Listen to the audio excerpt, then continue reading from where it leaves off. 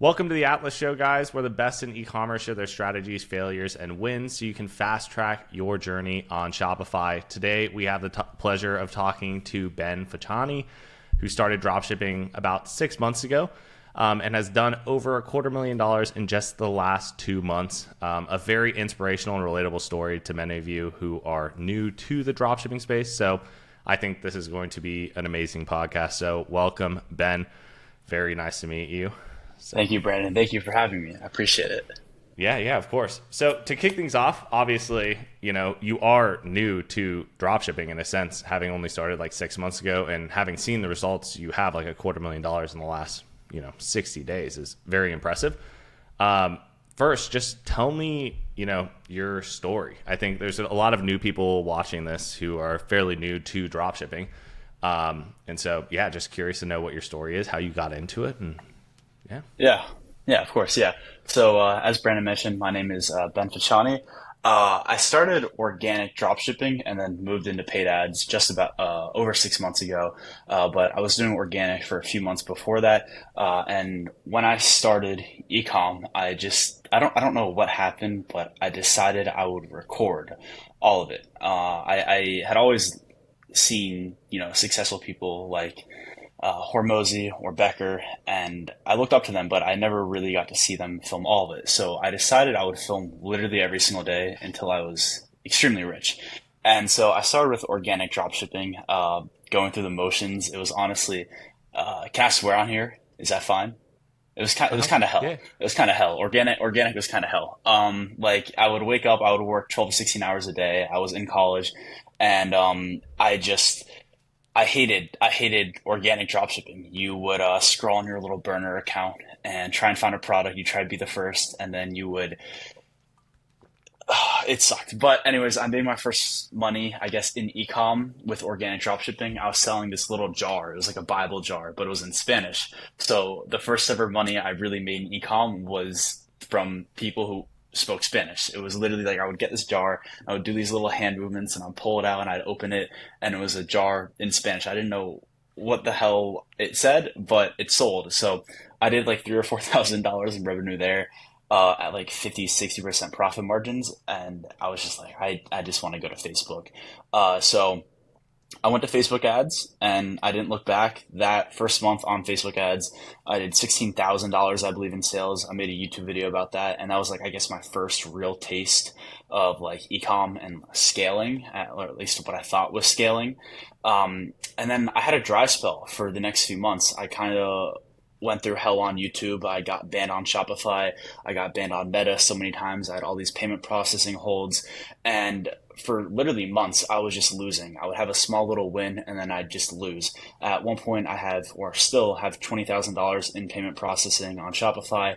And I've gone through all of it. And then up until recently, the last 60, 90 days, done nearly $250,000, just over $250,000. And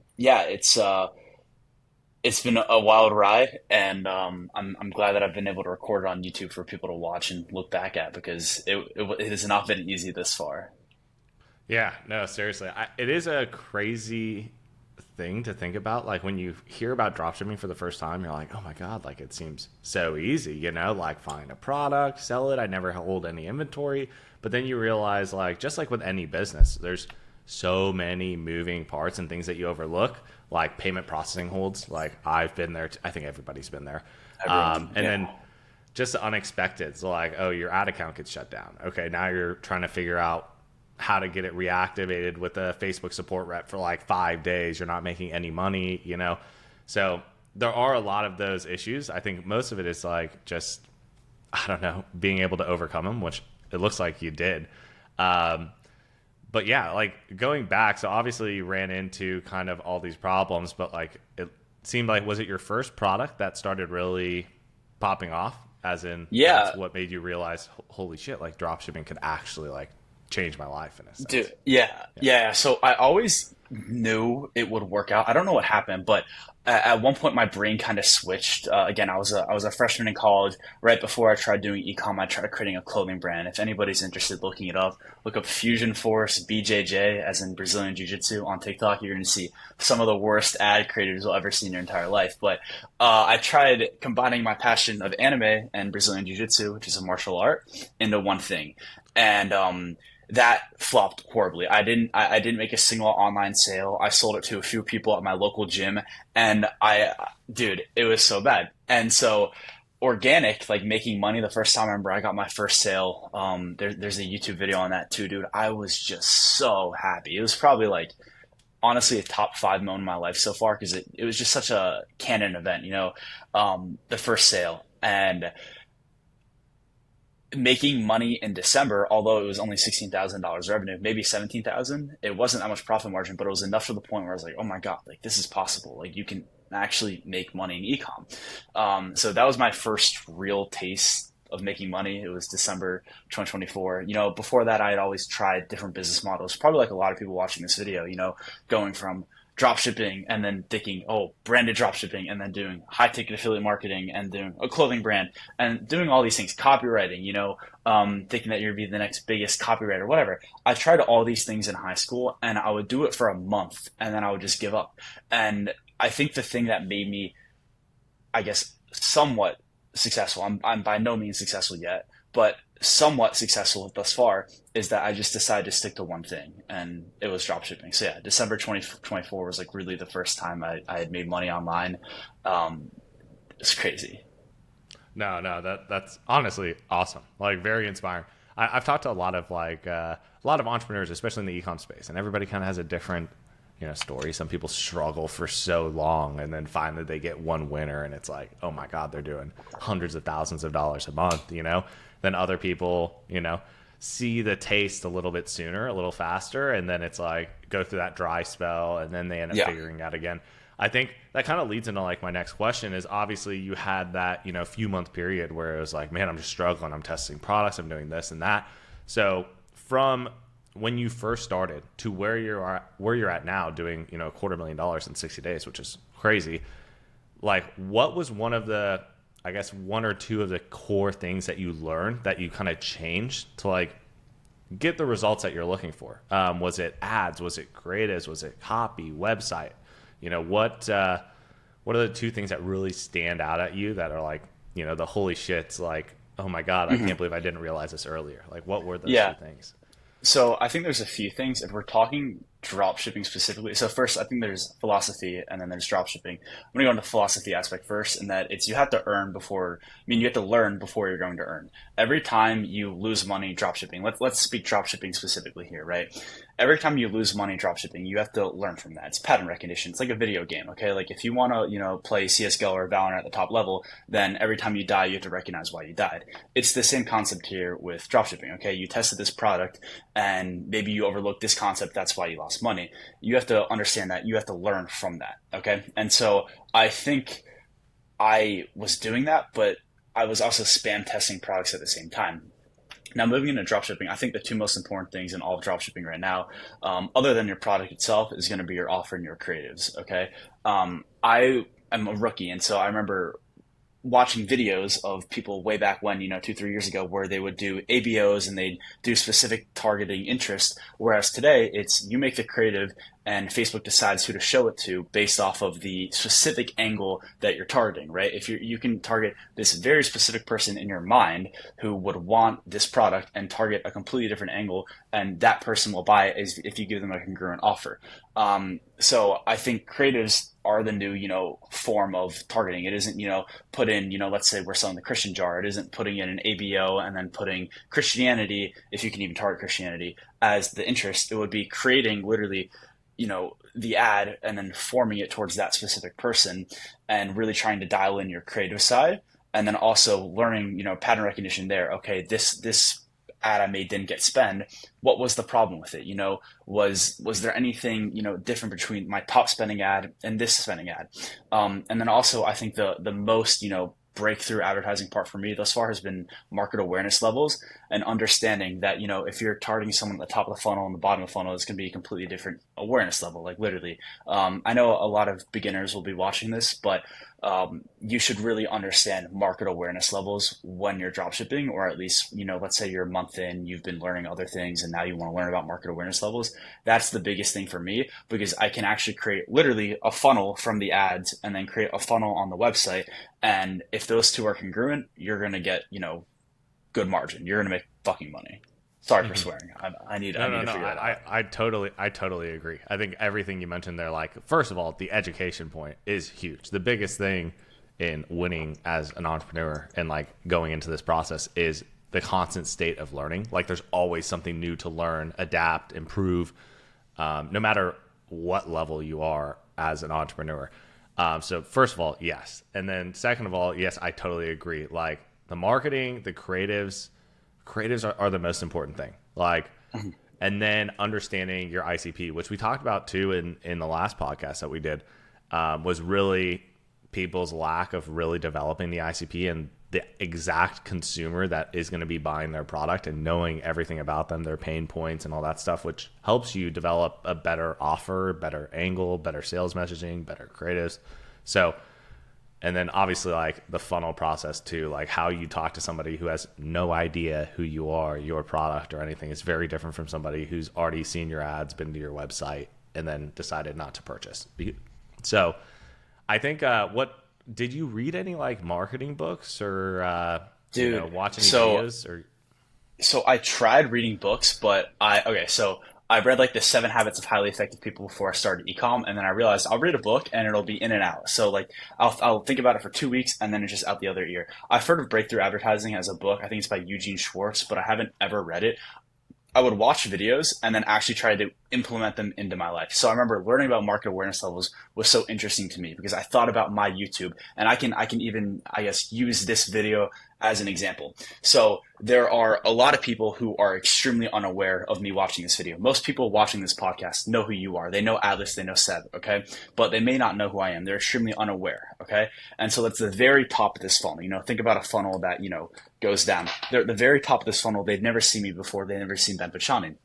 But after this video, they might go on YouTube. They might look up one of my YouTube videos and start watching it. And they're going to slowly get funneled into learning more and more and more about me until there are, like, I don't want to use the term diehard, but they're going to be fans to the extent.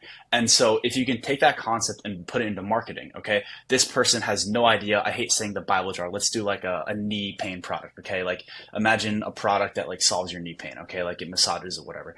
Imagine, the very top of the funnel is this person doesn't even know they have knee pain. So we have to convince them they have knee pain, which is the hardest thing to do, right? That's called the unaware level. That's the hardest thing to do. After that's problem aware. And so if someone knows that they have knee pain, they know that the problem exists. They know that they're not who they used to. They can't dunk anymore. They can't play with their children anymore.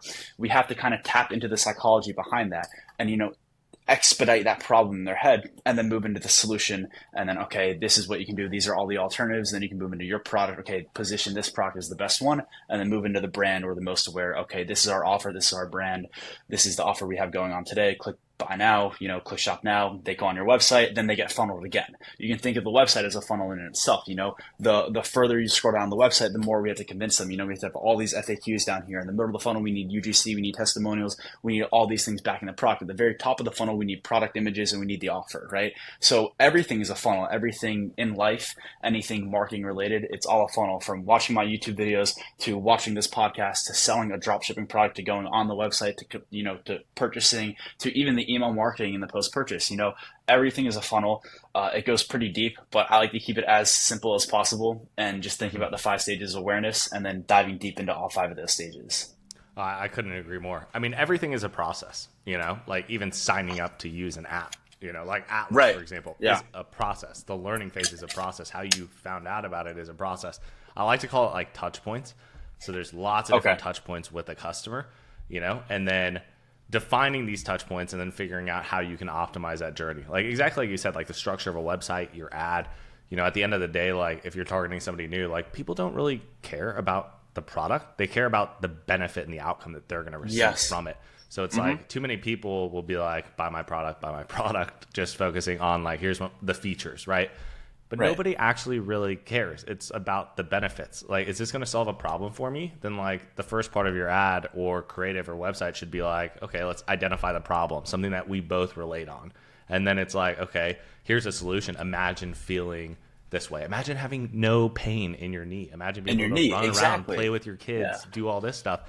And then it's like, now here's a solution. And then here's proof that it works, you know?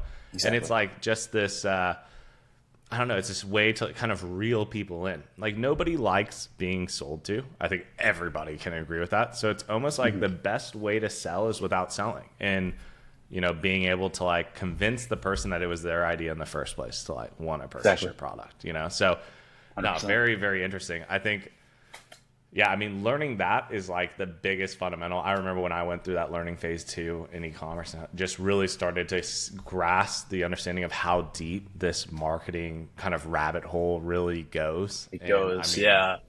when you talk to like advanced marketers, it's like just how much you need to understand, not even just about marketing, copywriting, but like consumer psychology, understanding ICPs. Like, most of my time now, even on the marketing side, is spent just looking at the ideal customer. Like, what do they want? How do I talk to them? How do I phrase certain things? And so it is very fascinating, especially in like the short period of time that you've done this, that you've been able to like catch on and been able to like implement this. Do you have like a specific way of going about that? Because I know you're still fairly new. So like when you watch a video and you hear something, you're like, oh my God, Yeah. like that's super smart. What's your process to immediately implementing what you learn? Yeah, so I think the first thing is I like to learn a lot on YouTube. I'm definitely a visual learner, and so that's why I even like I started transitioning into value-based stuff on my YouTube. And first thing I like to do is I filter out information. I can go into this example of Brian Johnson from Blueprint, if you know him. He's the guy who's trying to reverse his biological age. He looks like an alien. Like he's created Venmo, sold Venmo for 800 million. But you look at the dude, you look at the stats behind it. He knows what the hell he's talking about. He looks insane. Like he's shredded. He gets hundreds on his sleep score and everything. So I look at Brian Johnson and I look at all the information he's ever given me, and I trust Brian Johnson. Okay, so like if he tells me something, I'm more than likely going to believe it. So when I'm trying to find new information on the internet, I'm trying to filter it out. Okay, like what is the motive behind this YouTube video? Are they trying to sell me something? Okay, and if the video is purely educational, then I look at it and I'm like, okay, like what can I take from this and kind of segment and look into my own research. So there's a lot of people on YouTube where they're going to give the bare bones kind of information that in all honesty is kind of shitty, and two, they're going to try and literally funnel you. They're going to use YouTube as the funnel, which is really smart, into click funnels and then sell you into a mentorship again. So I like to filter out information and just kind of use like my intuition based on what I know in the industry, based on the people I know, and also like the things they say in a YouTube video. But I do a lot of learning on YouTube and a lot of it on Twitter also. I follow like strictly ecom people on Twitter, and I just like to like people that I vet as well. And so whenever they post something, like I'll save it and I'll look at it, I'll read it a few times until it clicks in my head. I'm like, oh shit, this is what I'm missing. Like literally one of my biggest breakthroughs recently outside of market awareness levels, like this is going to sound so silly to you because I'm sure you've known this for years, but it's really high quality email marketing and really optimizing the post purchase upsells, because these huge brands that are scaled to 50 100K a day evergreen, they're running their Facebook ROAS to near break even levels because they're able to really carry with all the optimizations they have on their website, from the email marketing, from the post purchase, and even from having MRR on the website, right? So if we can acquire a customer at a higher rate than our competitors, then we can in theory and still be profitable, then we can in theory scale higher than them and push them out of the market. And so that's something recently, like within the past 50, 60 days, I was like, oh shit, how have I not known about these three? Probably like one of the most three important things in all of ecom. And I've been doing this for, Facebook ad at least for like 4 months now. Like how have I not known this? So Hmm. there's always things to learn. Like today, I wanted to launch, I tend to have this pump and dump kind of style drop shipping that I'm really trying to get out of. So I'm really trying to sell more pain solving products. And so I've been learning about advertorials and listicles, pre-landers, all things like that, in order to actually create an unaware person to get on my website, make them increasingly more aware, and then funnel them to the product page. So there's always stuff to learn. There's always more. The rabbit hole goes really deep. Yeah. Oh yeah. The rabbit hole goes so deep. And then like exactly like you said, like listicles and different landing pages. Some people use sales funnels. Some people send people to product pages. I mean, it ultimately depends on like the ICP that you're targeting and the best way to consume your product. But yeah, the email marketing, huge. Post purchase upsell, huge. It's just Huge, understanding like buyer huge. psychology. Like people are more likely to buy again once they've already purchased. They're in this buyer's mindset. So it's like just by doing a one click post purchase upsell, I mean, you're just making even more money. It's free money at It's that point, big. you know? And you can think of it like an orange. This is how I use this example for people who don't know what post purchase is. Because I remember when someone told me post purchase upsell, I was like, "What do you mean?"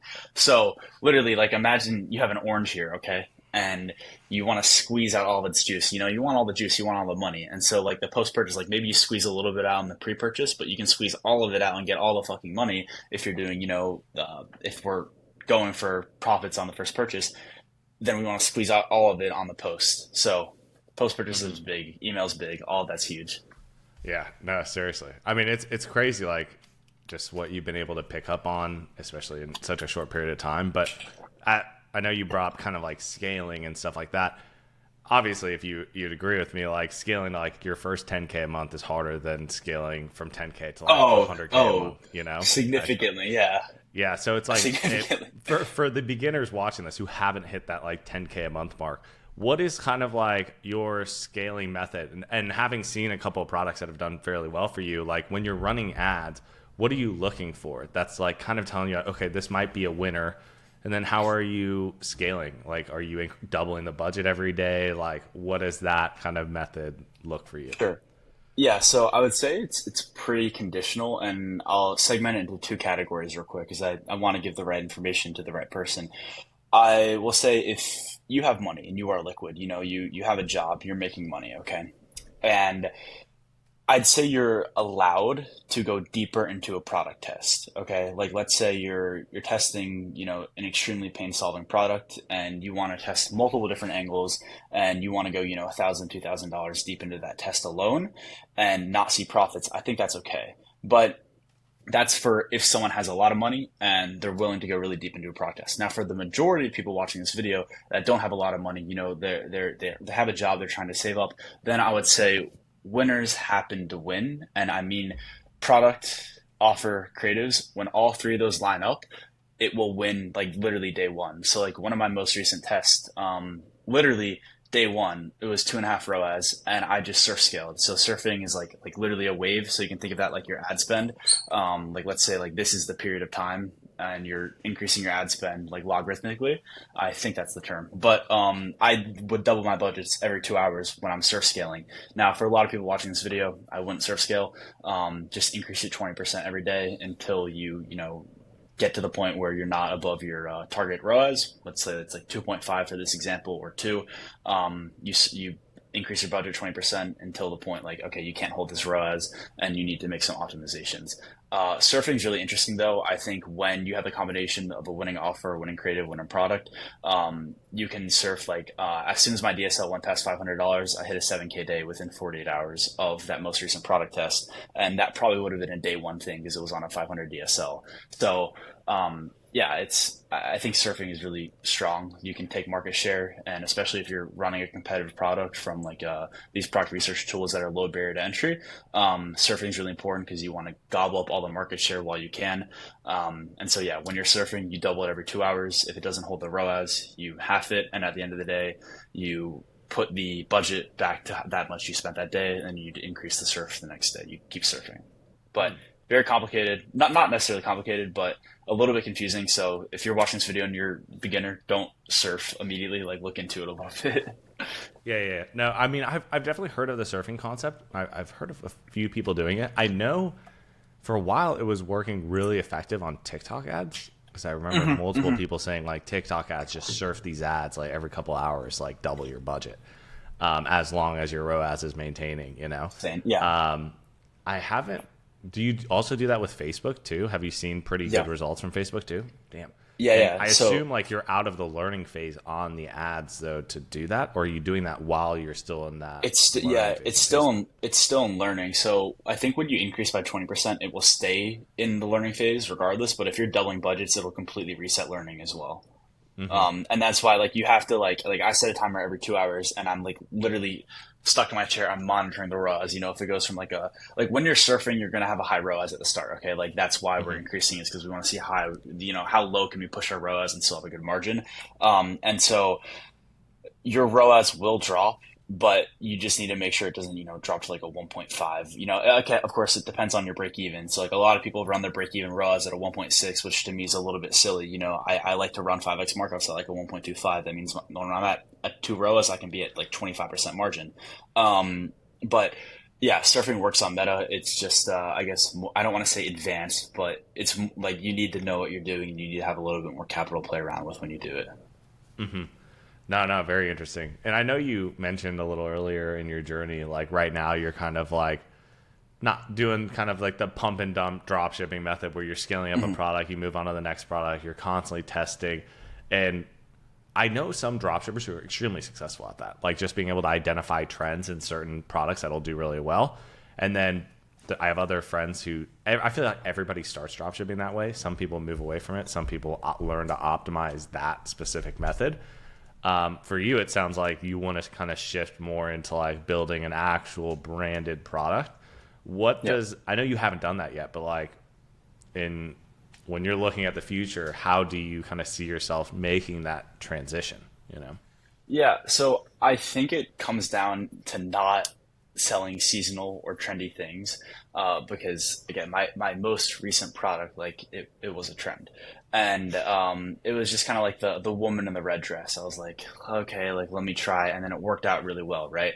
So the transition of it looks like I think selling something that and everyone says it, but genuinely solving a problem for somebody. And I think I'm gonna have to be okay with this not being profitable day one. It's not gonna be profitable the first week, right? But because I have more capital, I'm willing to, push it a little bit longer and know that if I break even the first week, then that's okay because there's a ton of optimizations that can be made. When I launch a product, when I launch this, I'm not gonna start with email marketing and start with the greatest post-purchase upsells, pre-purchase upsells, all of that. Like I know like I'm testing the concept first and I'm testing all these different ad angles in order to, figure out if it can work. And, I know it can because I see two competitors that are, working really well. They're doing at least 20, 30K a day. And I think there's room for me to come in the market and outcompete them. I think at a certain level, people get complacent. And then talking about the pump and dump kind of a method of drop shipping. The reason I want to get out of that is because a lot of ecom and a lot of what I've learned recently, I guess, and that I didn't know before, is that you want to build for enterprise value, because if you can really, not drop ship. So, okay, so God, I feel so stupid sometimes when I talk. Okay, so basically, a lot of people in the space recently, they're taking a product from Kalo Data. Okay, and they're branding it. They'll put their logo on it. They'll slap like a good looking landing page and then they're going to call it a brand with rip content. At the end of the day, dude, that's just a product and a landing page. That isn't a brand. You don't have custom inventory. You don't have a 3PL. You don't have any of that shit. Okay. And so that is an enterprise value. If you try to exit a store that's even done 1 million revenue without your logo on it, without a 3PL, you aren't holding any inventory. You don't have any custom content. You don't have anything, like you haven't done any R&D on the product. You don't have any, white labeling. You're cooked. You're not going to be able to exit it. Okay. And Mm-hmm. so there's a lot of money and a lot of money in exiting. And especially if you have like a big list of monthly recurring revenue, like you can make a shit ton of money through your exit. Like I'm talking like 3 to 10x EBITDA. So that's what I want. And I don't want to do this pump and dump form of drop shipping because, I've had days, I'm doing 7,000, 8,000 just week after week. And then it's like, oh, then it goes to zero. And it's like, oh shit, like I don't want that. I don't want that stress on my shoulders. I'm more fine with building something long term and working on it every day and knowing that, in a year or two, I'm going to get a check for a few million and I can go move into SaaS or move into something else. Or maybe it becomes the next, Ridgewall, huge company.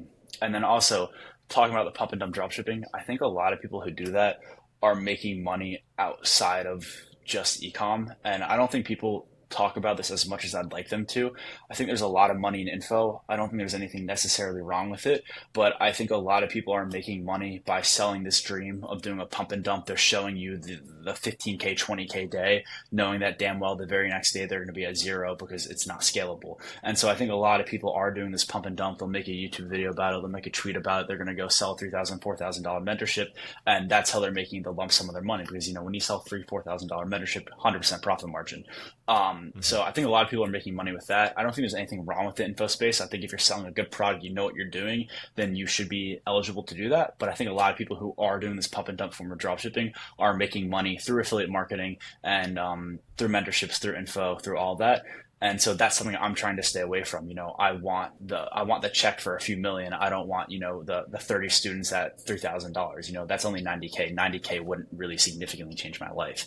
So I'm trying to, you know, I want that multi-million-dollar exit, you know. No, I totally agree. I think I do know a few for sure, like just people who also do info product, but also are still dropshipping. I wouldn't even say they're dropshipping. They started dropshipping and now they have a few legitimate brands, 3PLs. Yeah. But I like what you said about the white label stuff. Like just because you slap a little logo on your brand, you know, and you've got a little, like it doesn't make it an actual brand. You're just white label drop shipping essentially is all you're doing. But I also think you made a good point. Like it also is about like the capital that you have, that plays a big difference on like what you plan on doing with your journey. I think at the end of the day, if like I was talking to somebody new and they came to me and they're like, I have an idea for a brand, I'm going to order like 500 units of this product, I'd be like, don't do that. Like I would encourage them to start drop shipping first, 100%. do kind of the pump and dump style, like learn the marketing, learn what works, learn creatives, learn copy, learn like, I guess at a high level, every moving part of what it takes to build a successful e-commerce store. And the best way to do that is just repetition, right? Like, and scaling and testing different products. Once you kind of figure that out, like at your point now, it's like, now is a good time where you're like, I have some capital. Transition. I'm ready to kind of transition to a real brand. I know what it takes. I know, you know, kind of the missing variables that like somebody who's just starting off would have no idea or even like a problem or a concern. So it is really interesting to like hear kind of, because you're in that like perfect gap where it's in like, the okay, little transition. Now's the time. Transition.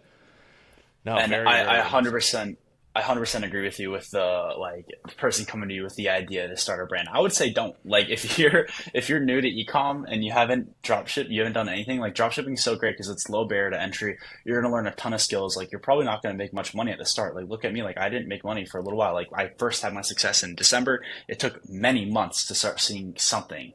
And so like Fusion Force, like that was a clothing brand I tried to make. Shit didn't work out. I didn't put enough time. I didn't put enough effort into it. And I lost $1,000 on inventory, you know? And so that was my first, like, you know, like real try at something. And it didn't work because I didn't accumulate any skills. It's as Hormozy says, you know, you got to learn before the earn. And so, you know, for the first few months, you're going to lose money, you're going to make some money, and you're going to learn a shit ton. And I think once you're at the point where, you know, you've done some revenue, you kind of know what you're doing, you can move that shit into a brand, bro. You know, even if you have no motion right now, you know, you've made 30, 40K profit, whatever. And you're like, okay, like let's brand, bro, go for it. You know, you have the skills. Mm-hmm. No, I totally agree.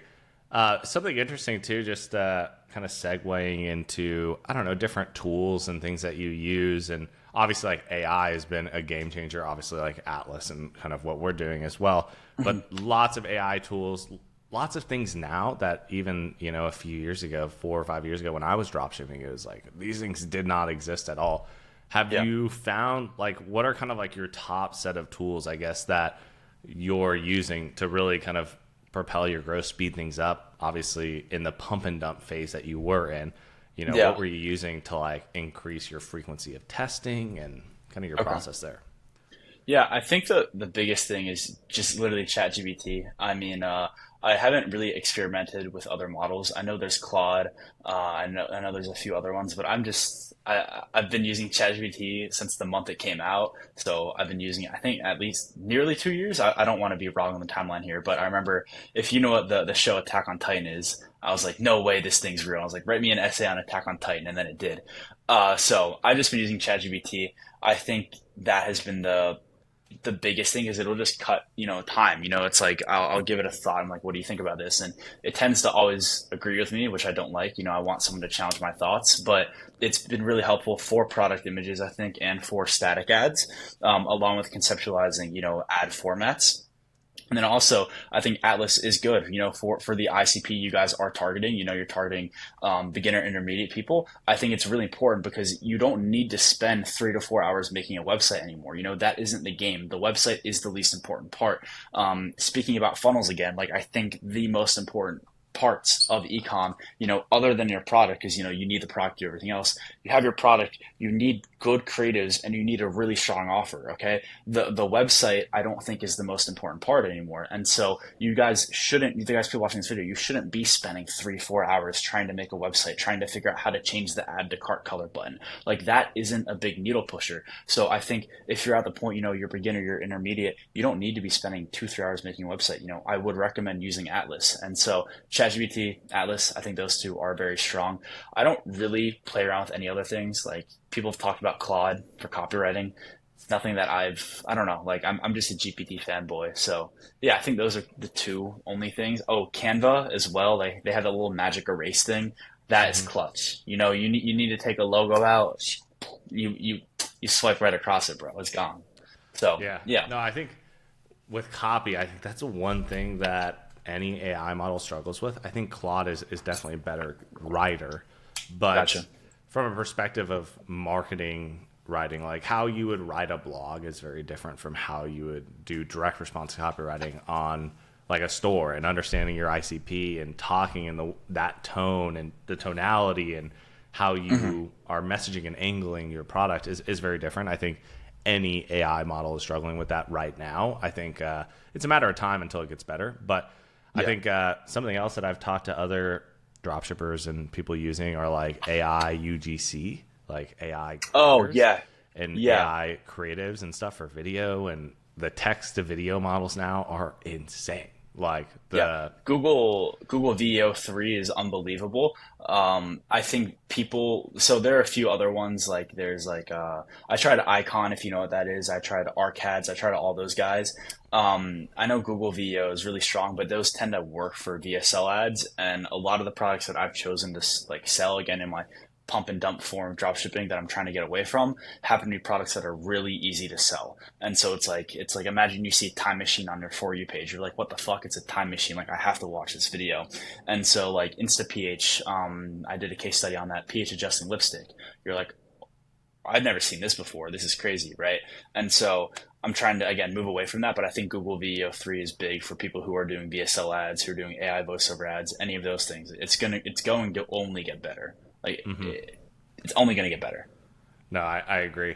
I agree. So, talking about like products and product research, I feel like a lot of people are stuck around that, like finding the right product to sell. I know you brought up like Calidata.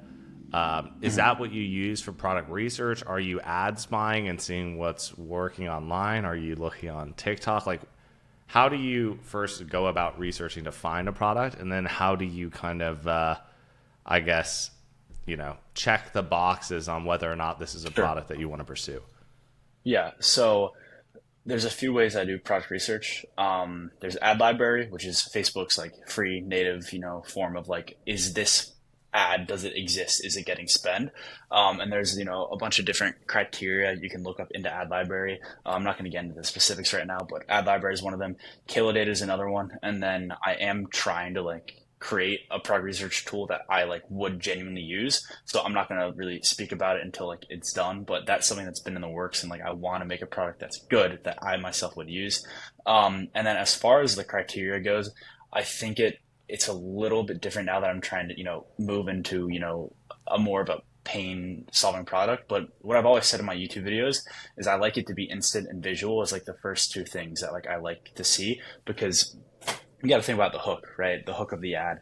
If at least when I was doing this form of dropshipping, if it was instant, we get to see, something happen visually, instantly in front of you. It's like, oh shit, like that's going to grab my attention. And then also, if this product can happen to solve an insecurity, it's going to be psychologically driven.